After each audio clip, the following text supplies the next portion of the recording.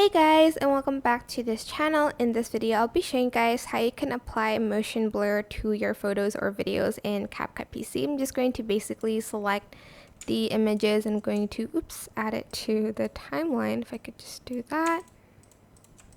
Like so. And I'm also going to kind of like adjust the pictures a little bit before I do anything.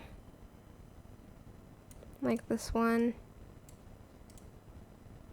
I don't know like why there's like a line here, but I'm just going to ignore that.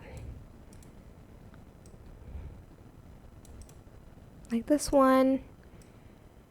And then I think that should be everything. Select everything, right click, create compound clip.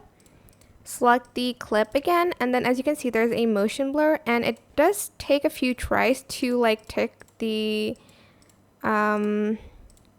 feature. It actually took me like a long time to do that before. I don't know why.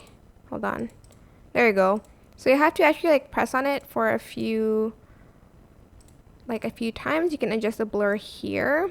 Maybe I'm just gonna put it at like 60 and the blend at like 50. It's totally up to you, and make sure you turn off stabilize and wait for it to process. It does take a few minutes to process the motion blur, but it is still a little bit new, the feature, and a little bit faulty as well. So you do have to click on it like a lot of times like I did just now. It happened before as well, but I just want to like tell you that it works. You just have to have like a little bit of patience to enable it.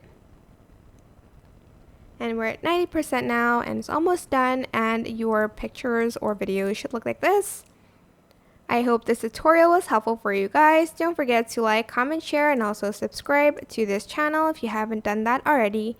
If you have any questions, just leave it in the comment section down below, and I'll try my best to answer them all for you guys. And if you found this video helpful, please click the thanks button above the description box down below. Thank you so much for watching. Bye!